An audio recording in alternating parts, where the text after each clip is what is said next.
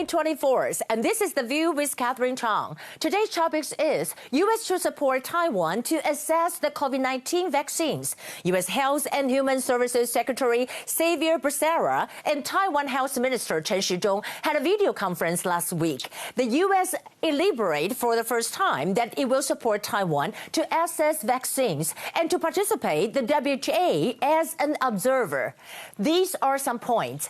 A. U.S. President Joe Biden said on May 17th that the U.S. will share additional 20 million doses of the COVID-19 vaccines. And 3 days later, the U.S. Health and Human Services Secretary offered to support Taiwan. I think Taiwan has become a battleground for the U.S. and China fighting over vaccines.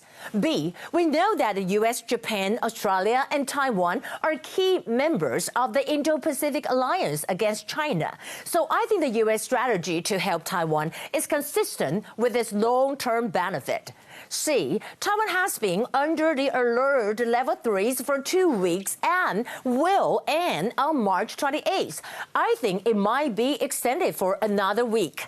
As you can see, these are photos taken downtown Taipei last weekend, and we can hardly see anyone on the street. You can see over here, this is a Taipei city, and over here, this is a movie theater, where actually people stay at home and they just flatter the curve.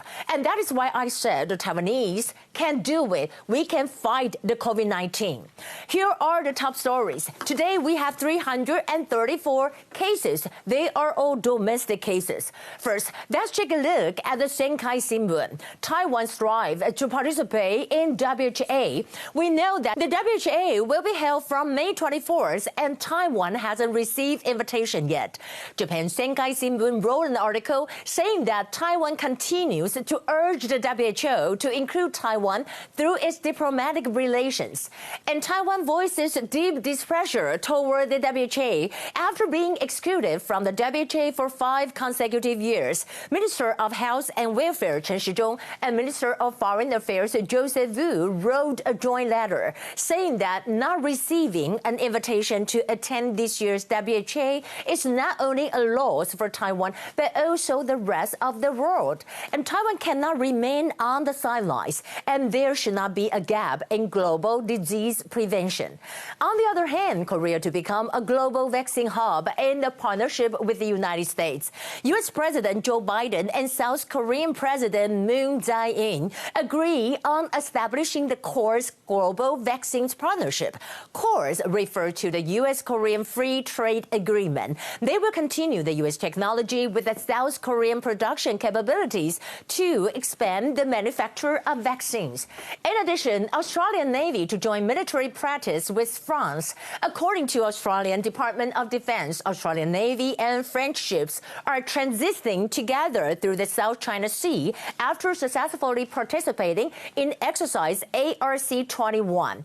Australia and French have recently enjoyed working together and enhancing their Navy-to-Navy interoperability. Well, in the end, according to the Bloomberg, the world supply of chips in danger unless Taiwan gets vaccines. It said that Taiwan is now paying the price for a lack of vaccines with a surge in virus cases that threatens to trigger a lockdown. Only about 1% of Taiwan population is vaccinated so far, with the potential to disrupt the chips industry that dominates the local economy.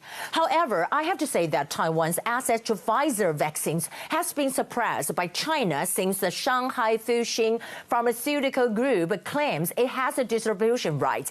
On the other hand, there is a saying that Apple might help TSMC to get vaccines. Of course, it is not confirmed yet.